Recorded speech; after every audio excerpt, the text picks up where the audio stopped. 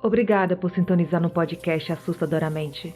O caminho para o terror começa aqui, e não há como voltar atrás.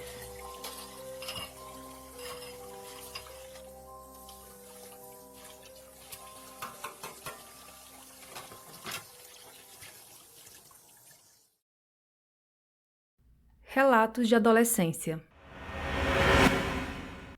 Aqui perto de casa tem um balneário onde ocorriam muitos eventos antigamente, principalmente raves e shows de rock. Como eu era muito arteiro, eu e os meus amigos pulávamos o muro para não pagar a entrada. Só que tínhamos que andar por uma floresta sombria para chegar no evento. Aí, teve uma vez que estávamos apenas eu e um amigo. E, como de costume, pulamos o muro. Só que, quando estávamos na floresta, alguém ou alguma coisa nos seguiu, pois dava para ouvir as folhas se mexendo. Tanto que paramos várias vezes para tentar ver o que era, mas apesar das folhas continuarem a se mexer, não víamos nada. Pois bem, chegamos na festa, que era uma rave. Quando chegamos lá, vimos uma tenda onde os DJs tocavam e a galera dançava. Ainda procurando um lugar para se instalar, eu vi algo parecido com uma pessoa. Era um ser, sei lá o que era aquilo. Magro, com uma túnica toda preta, chifres e língua bifurcada. Lembro que ficamos boquiabertos com aquela aparição. Eis que aconteceu uma coisa inexplicável. Esse ser deu 3 pulos, como se fosse um sapo, pulos extremamente longos, sobre-humanos. Após o 3º pulo, esse ser olhou para trás, em nossa direção, e mostrou a língua como se fosse uma cobra. Inclusive a língua parecia de uma cobra mesmo, fina e bifurcada. Depois disso ele começou a rastejar como um lagarto e se infiltrou no meio da galera do salão e sumiu.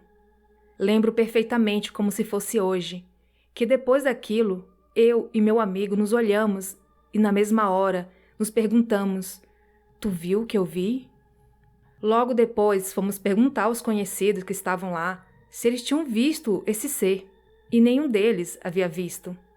Daí voltamos lá para o meio do salão de novo, e após um tempo, esse ser reapareceu, flutuando no meio da galera e mostrando a língua pra gente. Naquele momento, nos olhamos e meu amigo disse: Mano, a gente nem se drogou e já estamos vendo esse negócio. É melhor a gente ir pra casa. Essa aparição deve ser um aviso. Fomos embora e até hoje não sabemos o que era aquilo. E até hoje lembramos desse episódio. Já tive outras experiências inexplicáveis com esse meu amigo, mas fica para outra ocasião. Esse é mais um relato do Alexandre Daniel. A Mansão do Forró. Aqui onde eu moro, existia uma casa de show chamada Mansão do Forró. Era o ponte do momento na época, lotava de gente e realmente era muito divertido. Num belo sábado, estava eu e alguns amigos lá, só que estávamos na parte de cima do salão, em frente ao palco. Vimos uma movimentação estranha. Até então, pensávamos que era mais uma briga entre o pessoal do jiu-jitsu, pois infelizmente acontecia muito essas brigas entre eles. Foi quando vimos uma fumaça densa tomando conta do salão e todo mundo gritando, desesperado. A mulherada gritando e até gente passando mal. Ficamos confusos diante daquela situação. Aí conseguimos falar com um conhecido. Ele estava pálido, tremendo, incrédulo com o que viu. Segundo ele, um rapaz moreno, boa pinta, com vestes e chapéu branco, chamou uma moça para dançar. Todo mundo parou para olhar porque esse rapaz dançava muito bem. E teve uma hora que ele começou a rodopiar com a moça sem parar, dando uma gargalhada sinistra. Foi quando esse conhecido disse que os olhos do rapaz começaram a ficar amarelos e brilhantes, e quando olharam para baixo, as pernas dele tinham se transformado em patas de bode. A moça que estava dançando com ele se desesperou e saiu correndo e chorando. E enquanto isso, esse bicho ficou rodando cada vez mais rápido, até sair bastante fumaça do corpo dele, até sumir completamente. Esse é um fato verídico, tanto que saiu em todos os jornais na época. O fato ficou conhecido como o Diabo da Mansão do Forró. Depois que isso aconteceu, a casa de show fechou as portas e nunca mais abriu. Esse relato foi enviado pelo Alexandre Daniel. A ligação de lá. Todo ano vou visitar minha família no interior do meu estado, e como de costume, eu fui de carro. No meio do caminho, o meu avô me ligou. Atendi, chamei, mas eu não obtive resposta. Após uns 2 segundos, a chamada caiu. Tentei retornar, mas o celular estava desligado. Achei melhor deixar para lá e seguir minha viagem. Ao chegar na cidade, a minha madrinha me cumprimentou e me disse: "Sinto muito pela perda do seu avô." Aí eu logo respondi: "Ah não, você deve estar confundindo. Quem faleceu foi a minha avó. Ela havia falecido há 1 mês." A minha madrinha então reafirma: "Não, minha filha, você não está sabendo? Seu avô faleceu nesses dias." Depois de ouvir isso, eu fiquei desesperada e fui correndo para a casa da minha tia, que era onde ele morava. Ao chegar lá, confirmaram a história e, de início, eu fiquei indignada por não terem me contado sobre a morte dele. Após o choque, respirei e perguntei quem foi que pegou o celular dele para me ligar no meio da viagem, e ninguém se acusou. Após um breve momento de silêncio, a minha tia se aproximou e me contou que ninguém havia mexido no celular do falecido. Não era possível. Eu bati o pé e mostrei que havia uma ligação vinda do número do telefone do meu avô. Minha tia prontamente me levou ao guarda-roupas do meu avô e me mostrou o celular dele dentro de uma caixa que estava fechada. E ela disse: "Ninguém mexeu nas coisas do seu avô desde que ele morreu." Bom, gente, esse relato, quem me enviou e revisou foi o Gabriel Fernandes, só que é de uma outra pessoa. É de uma moça, ele viu, acho que no Instagram, e ele gostou, e ele pediu autorização para a moça. Ele não mencionou o nome dela aqui, mas se você estiver ouvindo, muito obrigada.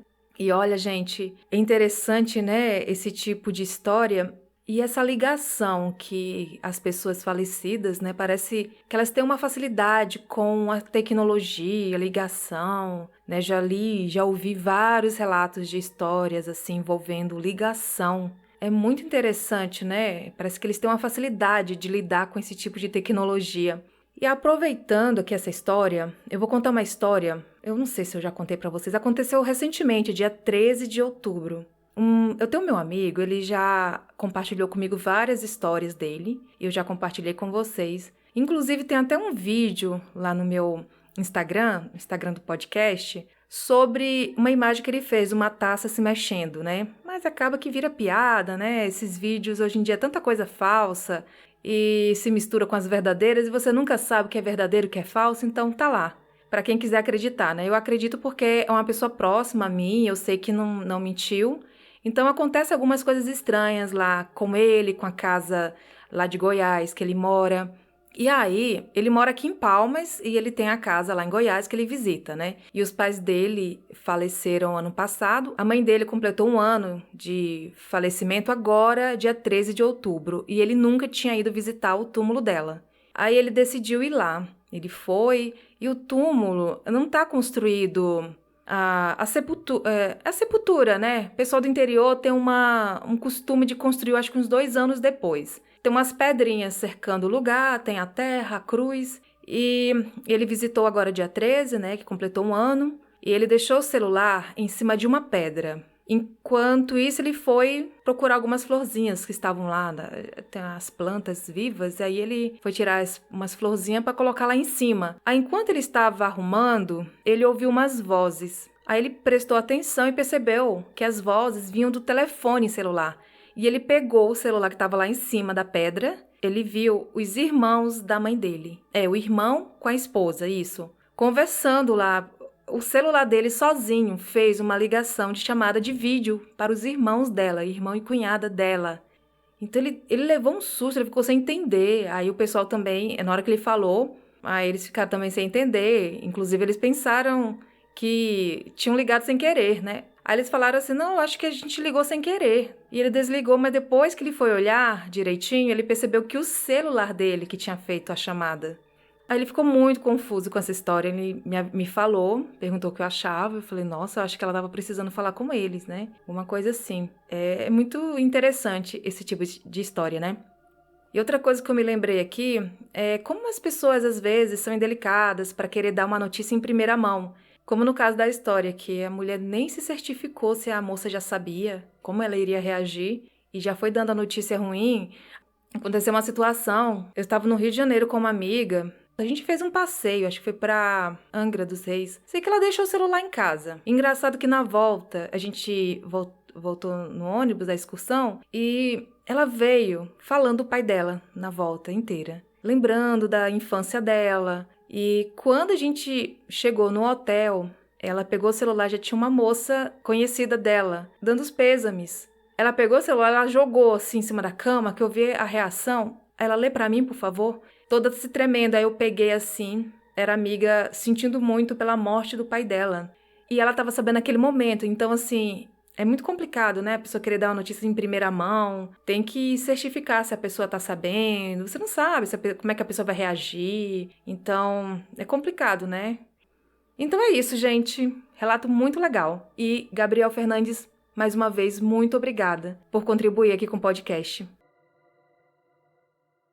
Eu vou ler para vocês agora um relato que eu recebi faz tanto tempo. Foi enviado pela Daniele e revisado pela Maria Aline. Muito obrigada, Maria Aline. Vamos lá, o primeiro relato. Viemos de uma família bem abastada. E o ensino escolar da minha mãe e tios, quando crianças, se deu em uma escola católica. Apesar disso, meu tio não media palavras ao expressar o que pensava. Minha mãe dizia que, se o café estivesse quente demais, ele reclamava, desgraça de café quente. E se estivesse frio, desgraça de café frio. O mesmo acontecia quando ele se machucava. Não se agradava de algo e até mesmo quando passava por alguém que julgasse feio. Pois bem, o meu tio estava longe de ser santo. Na porta dessa escola havia um pé de ipê amarelo, em que ele vivia subindo para pregar peças em quem passasse por baixo. Sua atividade favorita era baixar as calças e defecar ali mesmo, para ver se conseguia atingir alguém. Meu Deus, esse menino tinha quantos anos, gente? 3 anos? Um dia, o ipê estava todo florido. Meu tio subiu para fazer o que mais gostava. Ao baixar suas calças, olhou para baixo e viu o que descreveu como uma espécie humanoide. Estava pelado. Era negro, tinha chifres, olhos de fogo e um caldeirão.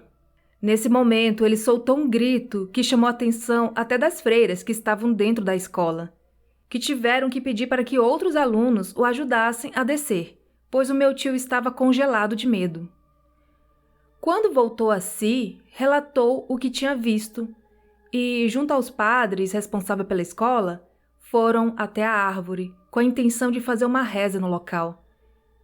Tamanho foi o susto quando chegaram lá, pois aquele ipê, antes florido, estava agora seco e frágil, ao ponto de se quebrar inteiro apenas com um empurrão. Segundo relato. Quando eu era novinha, morávamos em uma antiga casa de fazenda onde não existia mais fazenda e havia sido desmembrada após o suicídio de minha avó. No quarto onde minha mãe e eu ficávamos, havia uma janela que dava para o corredor externo, que era o mais usado por todos para entrar na casa. Várias vezes vi o que parecia ser uma pessoa passando pela janela e atravessando o corredor, mas quando ia checar, não havia ninguém. Depois de adulta, conversando com a minha mãe, soube que o mesmo sempre acontecia com ela e com a minha tia. Terceiro relato. Meu primo, muitos anos depois, assim que se casou, mudou-se com sua esposa para essa mesma casa. Numa noite, ele acordou e viu o que parecia ser uma pessoa, um moleque, encostado na porta olhando para ele. Mais tarde, ao descrever a situação e o tal moleque, Ficamos sabendo que a descrição batia com a da minha avó, que antes de tirar a própria vida, havia feito todo o enxoval para um único neto, aquele primo. Quarto relato. Meu pai morou por um tempo num acampamento de garimpo em Minas Gerais. Um dia, ao chegar do garimpo, foi tomar banho no rio. Esperou que as mulheres subissem primeiro. E quando já estava tomando banho, ouviu um barulho dentro do mato. Virou-se para olhar e viu um homem negro, usando roupas antigas, que perguntou se ele queria ouro. Meu pai, em choque, não respondeu, e o rapaz perguntou novamente, mas ainda sem resposta alguma. Então, ouviu seu nome ser chamado por uma voz de mulher. Ao ouvir o terceiro chamado, ele despertou. Piscando várias vezes, olhou novamente para o local onde o rapaz estava e não havia mais nada, nem mesmo um mato amassado no chão. Mais tarde, relatando o ocorrido para um amigo, soube que esse rapaz era um escravizado e que já aparecera para muitos, mas nenhum nunca teve forças para aceitar a oferta. Bom, e esses são os relatos da Daniele. Muito obrigada, Daniele, se você estiver ouvindo. E desculpa a demora, eu já li muitos relatos, ela enviou muitos relatos. E mais uma vez, Maria Aline, muito obrigada pela revisão.